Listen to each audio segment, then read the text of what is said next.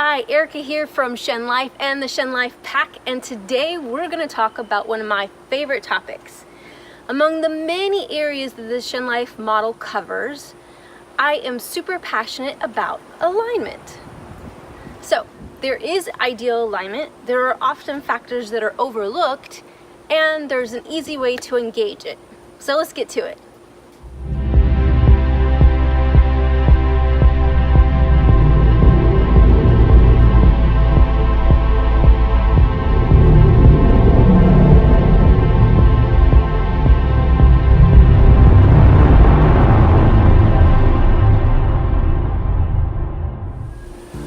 So what is ideal alignment? Well, if you've studied anatomy, or if you remember way back in high school, there was that one class everybody dreaded taking. You know that there is correct anatomical position. So let's go over some simple landmarks and guidelines to use to know what you're looking for with ideal alignment. Let's get comfortable here. Okay. Correct anatomical position is essentially this. Dun, dun, dun, dun. Your arms are by your side, palms forward, feet are neutral under the hips.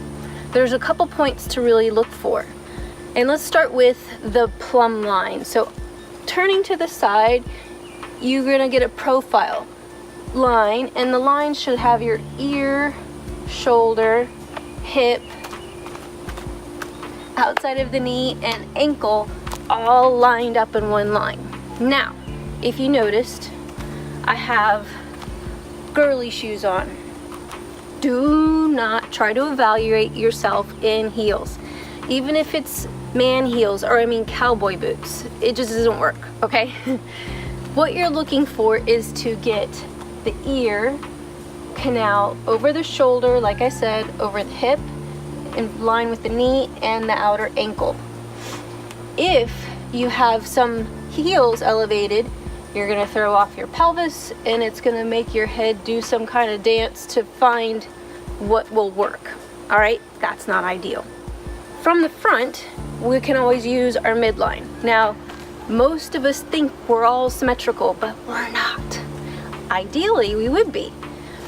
If you looked in the mirror and you had your nose, it should line up right in the middle of your sternum, right over your pubic symphysis, or the middle of your pelvis. Now, when you do that, if you look with yourself totally in the nude or buff, you'll notice there's probably some misalignment in the chest. You might notice your actual nipples being not balanced, or your actual pelvis, the hip bones not being balanced. That's all natural, but it's really good to note.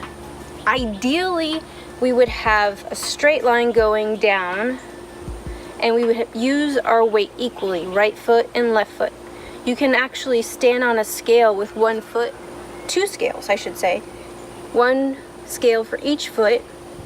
And when you do, you'll notice if you tend to stand with a little weight shifted to your left, a little shifted to your right, or if you're in the middle. In the middle is ideal. So we've got the plumb line on the side, midline on the front. Some landmarks to be aware of. Collarbones and shoulders. They should go straight. Ideally, like a table, straight across. Also, hip bones. Now, the front of your hip bones, your anterior, superior, iliac spine, I'm going back to the days of that anatomy class. You want those to be straight and not necessarily tilted one way or the other. We'll get into that later. So, that is your ideal alignment.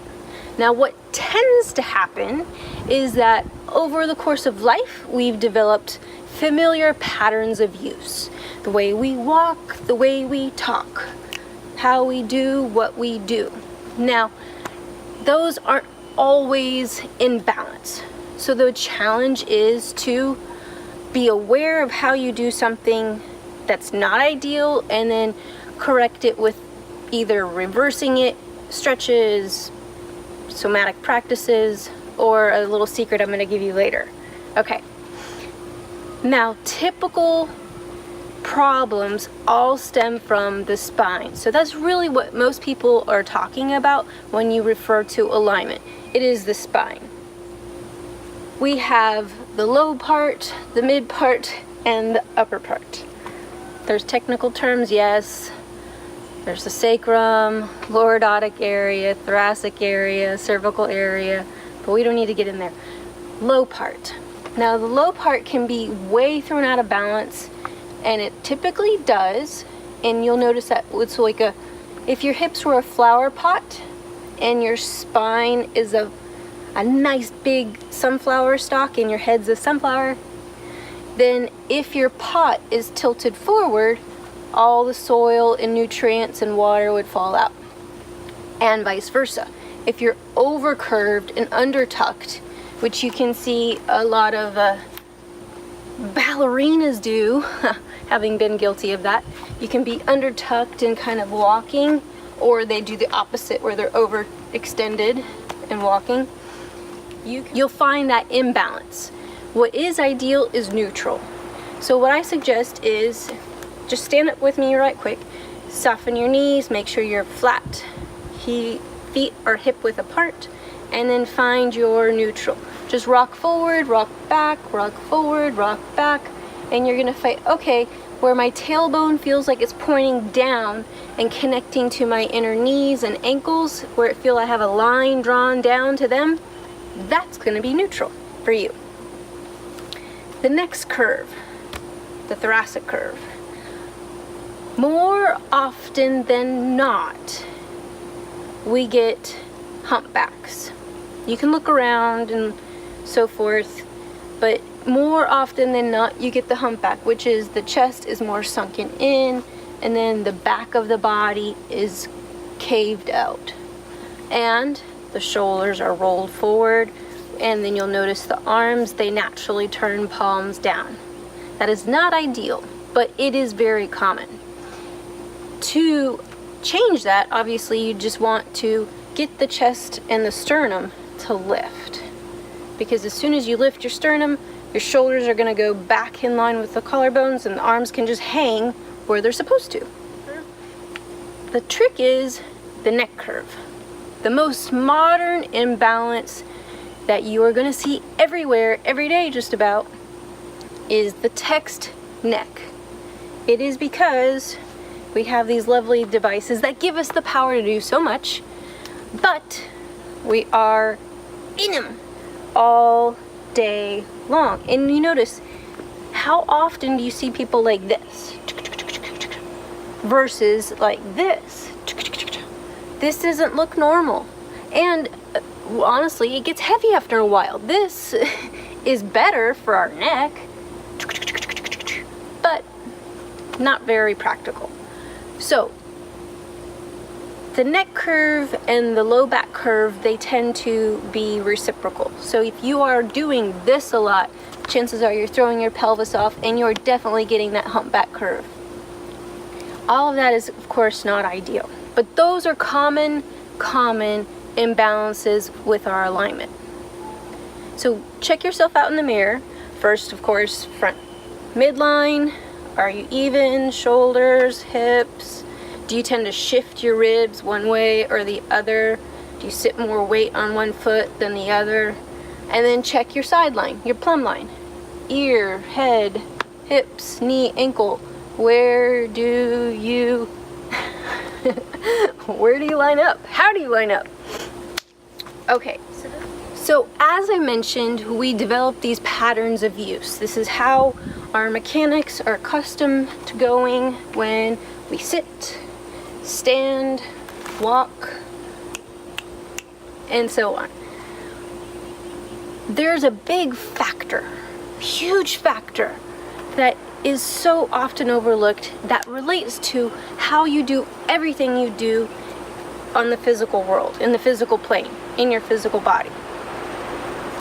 And that is your thinking patterns, your feeling patterns.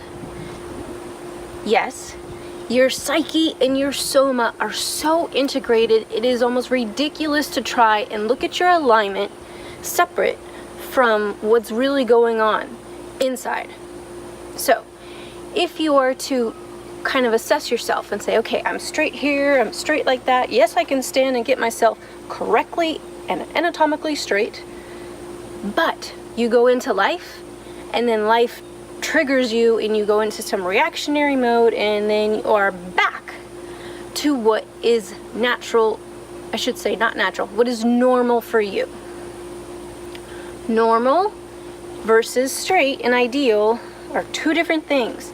And the big reason is because we become activated mentally, emotionally, while we're engaging in life. So the overlooked factor in somatics, and somatics is anything that pertains to the body, but particularly the new emerging field, psychology related and body work, physical therapist related, movement therapist related, is that somatics, that's the kind of name that's coming out of it. The factor is we're not integrated mentally, emotionally, physically. Our psyche and our soma are two different things when we think about them and we engage them. But we need to integrate. We have to bring it together so that way what we do is more ideal and natural. And that becomes our normal. So that way we are able to be healthy and happy and not necessarily have to just say, okay, hold on, world, stop. I need to go get myself straight. Okay, I'm back. We don't push pause like that. That's just not natural. Not even realistic, I should say. So what do? We really need to examine how the psyche-soma connection is so connected. I'm gonna just share a story right quick. In high school, way back in the day, I was on our dance team, and Go Rams, Lake Mary High School had an incredible competitive dance team, and they were known as marionettes, and we did high kicks. I am not going to do that for you right now. And we did jump splits. So literally, do. I said I wasn't going to do this. And then jump up in the air, both legs, and you land in a split. Yes, I did a whole lot of that over 4 years. Ultimately, because I was on their squad from the time I was a freshman to a senior, I developed some crazy hip imbalances my last year. Like, I wasn't able to perform for a period of time just because it was so bad. I would get this like sharp pain and it'd trigger up into headaches, and it was just locked up. Like, I couldn't get my hips and everything, my legs, to do what they were supposed to do and what they had gotten accustomed to doing for years. So what I really wish somebody had explained to me back then was that the physical activity, yeah, I could have done better stretching in my hip flexors and keeping myself better balanced, but I was incredibly active and I was in high school. So that wasn't it. The factor that I needed to get understood was that my head, how I was thinking and what I was thinking about, all these patterns that elicited feelings that urged me or compelled me to do all kinds of things, not necessarily healthy or ideal things, but I was very good at chasing boys. I was very good at trying to keep up appearances and do things to look like I was the good girl. But really on the inside, I felt like I was coming apart, and I just wasn't really well equipped, prepared to ride the hormone roller coaster that we all experience from puberty through college. So my injury, yes, there was a physical component related to the use pattern of what I was doing, but what I didn't realize is that because I was taking so much energy, like literally feeling and giving energy and just wasting it, that my pelvis and my lower spine was in a chronic tilt, that I hurt that hip flexor on the right side in particular, that I wasn't balanced, and so I was totally out of whack and created the problem. It was weakness that created the issue that became the real injury, because I wasn't the only one doing it. Not everybody got hurt. There was on the squad anywhere between 30 to 50 girls depending on the year. So it isn't realistic to say that it was just the physical activity that created the problem and injury. It was what was going on within me, here and here, and how I was doing what I was doing that laid the groundwork for the injury to happen.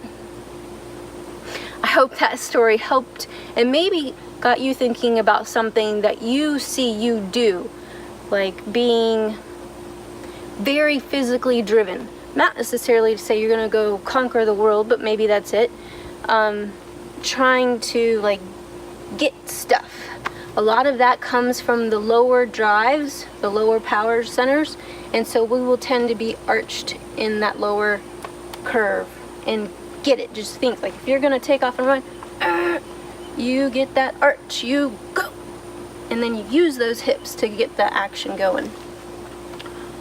Or perhaps you find that it is something very difficult to get out of the way of any type of emotional states or reactivity, and so you just kind of sit in them. All the negative emotions have been mapped out in Chinese medicine very beautifully as to how they relate to different organ systems. So I'll link to some of that information below. However, if you're stuck in something, it's gonna get stuck, right?